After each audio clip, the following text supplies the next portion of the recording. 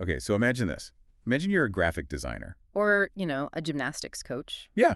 Or even a YouTuber with a silver play button, a pretty decent following. Sure. And you've been looking at the map, eyeing Canada as, your next home. It's got that reputation, right? Exactly. A place that's historically welcomed cultural contributors. Yeah. You have the portfolio, you have the drive, you're ready to make the move. It's a beautiful dream, but if we look at the reality on the ground today, and I mean literally today, Thursday, January 22, 2026, that dream has just hit a massive bureaucratic wall. We're doing a serious reality check. I was looking at the government website this morning, specifically the page for the Federal Self-Employed Persons Program for Permanent Resident. Ah, the golden ticket. The one everyone talks about in the forums. Yeah. It's officially paused. And paused is putting it politely. It's effectively frozen. The immigration minister had to make a tough call because the backlog is just, it's out of control. I pulled the processing times before we started recording, and I actually thought it was a typo. It said 50 months.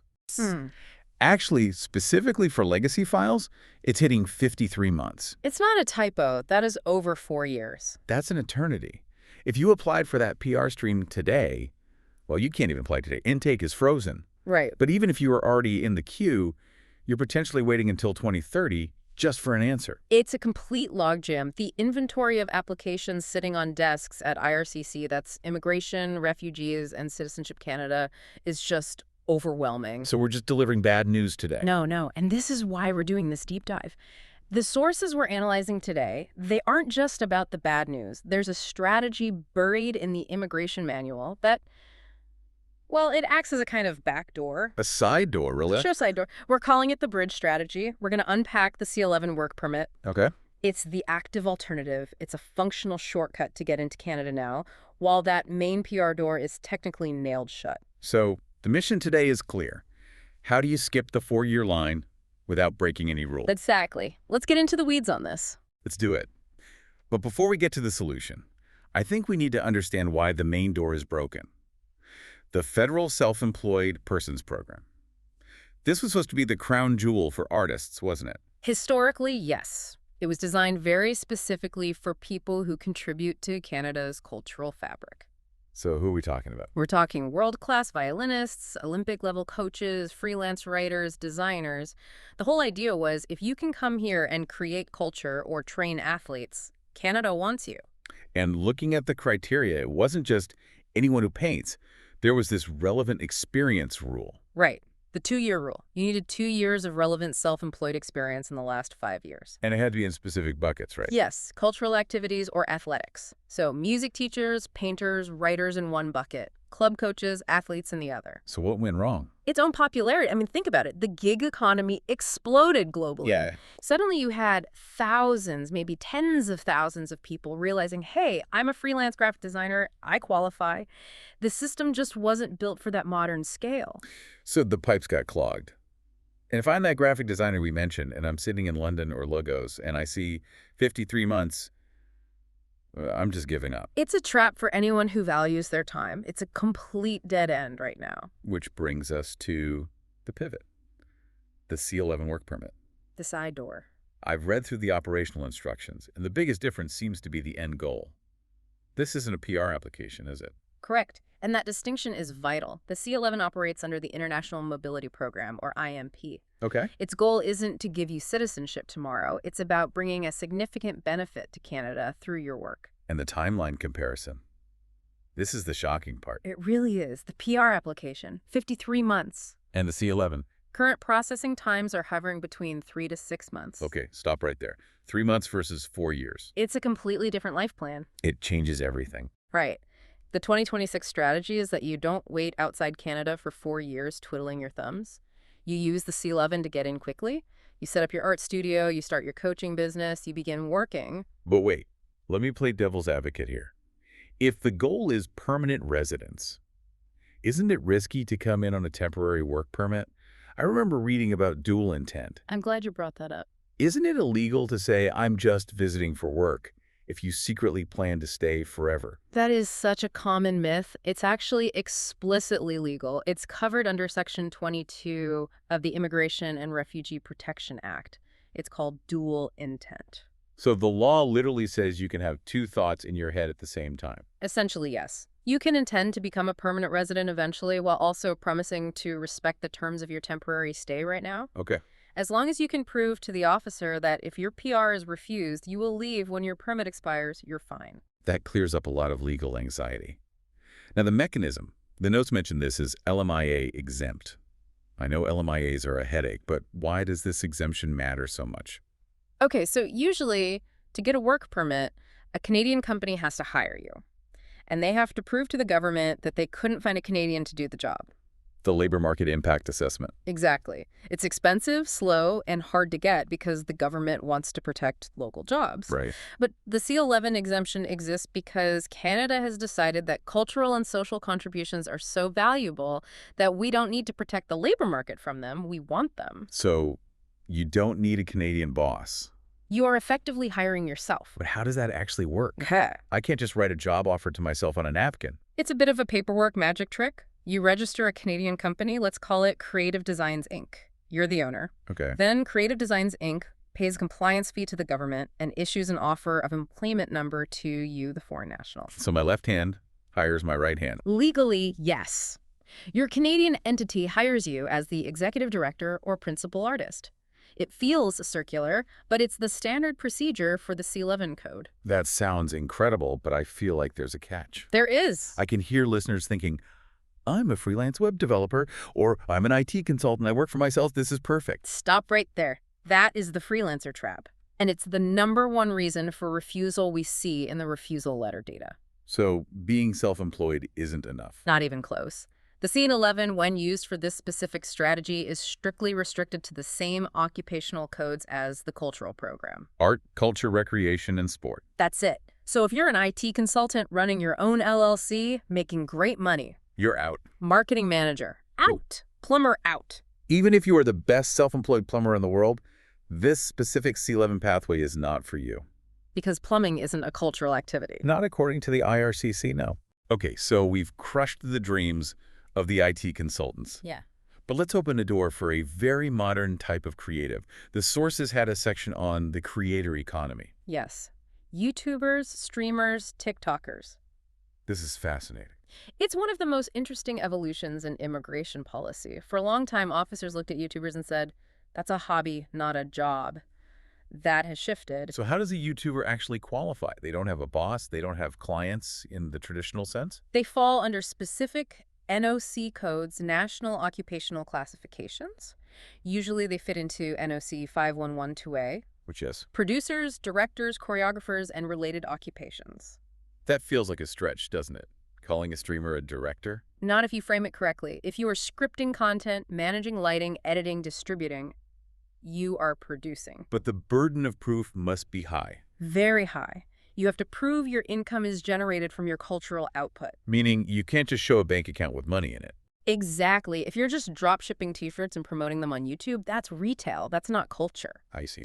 But if you show AdSense revenue, brand sponsorships for your content, Patreon support for your art, that validates that the digital creation itself is the product. I imagine the documentation for that is intense. Screenshots of analytics, contracts. Absolutely. You need to show that you've crossed a monetization threshold. Yeah. That this is a commercially viable cultural enterprise, not just a hobby. It's a massive shift, acknowledging that digital culture is real culture. Now, earlier you mentioned the world-class trap. I want to circle back to that. Yes, the ego check. It sounds like an ego check. It absolutely is. In the immigration manual, world class has a strict legal definition. It implies international renown. So we're talking about someone who performs in international symphonies or competes at the Olympics. Yes. So if you're a local piano teacher, really good, been teaching for 10 years, but you've never played Carnegie Hall. You're not world-class. In the eyes of the IRCC, no. And if you apply claiming you are, you will get refused. We see this all the time. People want to brag. But they're shooting themselves in the foot. Precisely. You don't need to be world class for the self-employed stream or the C-11. You just apply under the self-employed criteria. Prove your income, prove your teaching history. Show you can run a business. Don't let your ego force you into a category that gets you rejected. Know your lane. It's safer. Okay, let's move to execution. The vehicle is the C-11, but the engine of this application is proving significant benefit. Yes. That phrase is everywhere in the guidelines, but it's so vague. What does significant benefit actually look like? This is where most people fail. They think significant benefit means I will pay taxes and spend money at the grocery store. Isn't that a benefit? To the government, that's just a baseline expectation. That's not significant. So what is? Significant benefit means your presence enhances the cultural life of Canada or creates opportunities for Canadians. Give me an example. A winner versus a loser. Okay, case study. Applicant A is a graphic designer. Their business plan says, I will work from my apartment for my U.S. clients and pay Canadian taxes. Refusal. Because they're an economic silo. They aren't interacting with Canada. Okay, so applicant B. Same graphic designer. But their business plan includes a letter of intent to offer workshops at a local design college. They show a plan to hire a Canadian assistant. They have a contract with a Canadian nonprofit to redesign their logo. I see. It's about integration. That's the significant benefit. Knowledge transfer, job creation, even small-scale and cultural enrichment.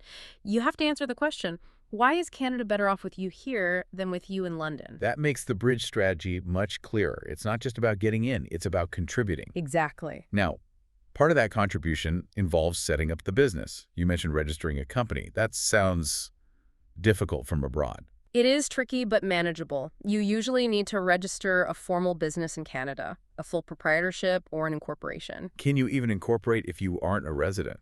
In some provinces, yes. British Columbia, for example, allows non-residents to incorporate. Others require a resident director, which complicates things. So what's the workaround? Often, people start with an extra provincial registration. You take your existing foreign company, say your UK limited company, and register it to do business in a Canadian province. Okay, so you need a legal entity, which implies you also need money. Yes. Let's talk about the price tag. I've seen forums suggesting you can do this with $10,000. That is extremely risky advice. I mean, $10,000 in Toronto or Vancouver. Yeah. That's first and last month's rent and a laptop. Exactly. And the immigration officers know the cost of living. They'll see a business plan with a $10 budget and reject it on financial viability. So what number should our listeners actually aim for? You need to distinguish between personal funds and business capital. The sources recommend showing at least $25,000 to $30,000 in liquid funds for the business startup phase. And that's separate from your personal grocery money. Ideally, yes. Or you show a total pool of funds, say $50,000, that covers both. You need to show a runway. The officer needs to believe you won't be applying for social assistance 3 months after you arrive. That's fair. If you're coming to start a business, you need capital. Now, let's fast forward. I'm in Canada on my C11 permit. I'm working. What's the end game? The end game is still permanent residence, but now you have options. By working in Canada on the C11 for a year, you are gaining Canadian experience. the golden ticket for the other immigration streams. Right. After a year of skilled work, you might qualify for the Canadian Experience Class, the CEC, under Express Entry. That's a completely different, much faster, computerized pathway to PR. So by using the C11 bridge, you might actually bypass the self-employed program entirely. Exactly. Or if that program reforms and reopens in 2027, you're already here. You have a Canadian tax return, Canadian clients. You're the perfect candidate. You're hedging your bets. I want to touch on geography before we wrap up. We've been saying Canada, but does this strategy work everywhere? Great catch. There is one massive asterisk: Quebec. The Quebec exception. Always. Quebec has full autonomy over its economic immigration. The federal self-employed program doesn't apply there. The C11 can work, but it's much more complicated. You need a CAQ, a Quebec Acceptance Certificate. Right, and their own permanent residency programs are totally different. Steeper requirements, usually a net worth of $100,000. So if your heart is set on Montreal, you need a different playbook. Good to know. And while we're looking at the fine print, let's talk costs. The PR program is pricey. It is. The government fees are around $2,385 CAD, a significant investment. And the C11. This is the pleasant surprise. The C11 work permit fees are only around, wait, let me get this right. It's $230 for the employer compliance fee, and then the applicant pays $155 for the permit itself. So under $400 in government fees. Right. It's faster and cheaper up front. Of course, legal fees to set up a corporation will add to that, but the barrier to entry is lower. One last hurdle. Language. I know artists who say my art speaks for itself. Do I need to take an English test? For the C11 work permit, an IELTS test isn't strictly mandatory by law. However, There's the however. it is highly, highly recommended. You're proposing to run a business in Canada. If you can't prove you can negotiate contracts or talk to clients, an officer might doubt your whole plan. So if you show up with 0 English scores, the officer might say, how are you going to generate significant benefit if you can't talk to anyone? Exactly. Take the test, include the results. It just strengthens your credibility. So let's recap this, because we've covered a lot. The scenario is you're a creative or an athlete. You want Canada. But the front door, the federal self-employed PR program, is locked. Yeah. 50-plus month backlog, frozen intake. So you take the side door, the C-11 work permit. You prove significant benefit by showing how you'll help Canada, not just yourself. You set up a business structure. You show you have about $30,000 to get started. And you get into the country in 3 to 6 months, using the concept of dual intent to legally work while you wait for a future PR chance. And once you're in, you're building that Canadian experience that unlocks the permanent door later on. That is the strategy. It's about being proactive. In 2026, waiting is a losing game. The smart move is to get to Canada first and sort out the permanent status later. It's a complete shift in mindset. Instead of asking, please let me in so I can start, you're saying, I'm coming in to start and you'll want to keep me. Exactly. You are proving your value in real time. I love that. It empowers the creator. Now, before we sign off, I want to leave you with a thought. We talked about YouTubers and influencers being eligible for this. It's fascinating. It's amazing to see immigration policy, which is usually so dusty and slow, actually acknowledging the digital economy. It is a rare moment of government catching up to reality. So here's the question. Yeah. If a YouTuber is now considered a cultural asset, worthy of a special visa, how is the definition of culture going to evolve over the next decade? That is the big question. We're seeing digital nomad visas popping up everywhere. Is the C-11 Canada's clumsy answer to that? And will we eventually see a world where your subscriber count matters more for your visa than your university degree? It's entirely possible. As the way we consume culture changes, the way nations value cultural workers has to change too. We're already seeing the first steps. We are. Something to think about while you work on that business plan. That's it for this deep dive into the Canadian artist's backdoor. Good luck with the paperwork. And we'll see you in the next one. Safe travels.